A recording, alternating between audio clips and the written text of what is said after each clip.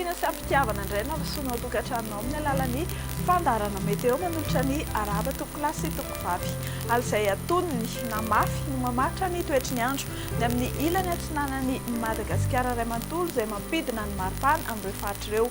Malefaka kosa ny tsioka avy atsimo atsinanana ny amin'ny ilany andrefa na noho izany dia tsy mihetsika firy na miakatra kely ny maripana ny amin'izany ilany andrefa izany. Mafimafy kosa ny fitsokan-drivotra ny amin'ny morontsiraka atsimo andrefana aty ny faritra Boendy, Sava, Analanjorofo ary ny faritra avo amin'ny afovoantany. Dia izay no ela tojo manaraka izao ny mety toetry ny andro no vinavinaina ao amin'ny rapitso maraina.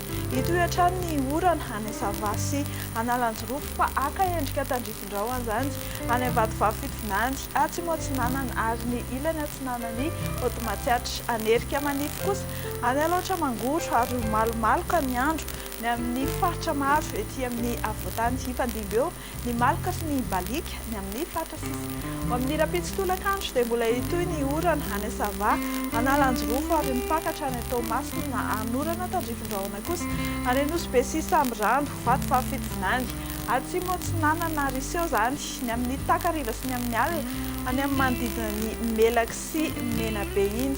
Isy ny herika manify ny amin'ny ilany atsinanan'ireto faritra manaraka izay hotononona ireto Amoro ny Manihy, Otomatsiatra sy Iorombe, Andrahoana na Andrahoana vitsy kosa ny andro ny amin'ny faritra sisa. Araka nefa voalaza teny am-piandohana dia misy fidinana ny maripana ny amin'ny ilany atsinanan'ny Madagasikara iray manontolo ary ny ilany andrefana kosa dia tsy dia mihetsika firy na misy fiakaran-kely.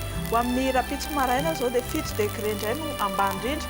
Hitantsika ny Avakina Karatrano 12 degré ny faritany Antananarivo, 20 degré ny any amin'ny tendry ny avaratry Madagasikara iny ary manodidina 17 hatramin'ny 20 degré Celsius kosa ny amin'ny faritra atsimo. Ho amin'ny rapitso tolakandro ny maripana mafana indrindra 30 degré any Antsohihy sy Maevatanana, ny amin'ny faritra avaratry iny manodidina ny 30 degré ny faritany Fianaratsoa kosa 17 degré Celsius eo ny ety amin'ny faritry ny morontsiraka fa ny any amin'ny Atitany dia 13 degré Celsius, 20 degré Celsius kosa ny amin'ny faritany Toliazy. Hivoaka ivelan'ny Madagasikara ianao dia ny tsara fantatra ihany reto manaraka reto na tsy hivoaka hibalika be ny masoandro amin'ny rapitso any Milan, ifandimby ny Irana sy ny masoandro any Paris sy Maurice, Comores, Seychelles, La Réunion, anorana tandrifondraona any Bangkok, andrahoana kosa ny andro any Johannesburg sy ny faritry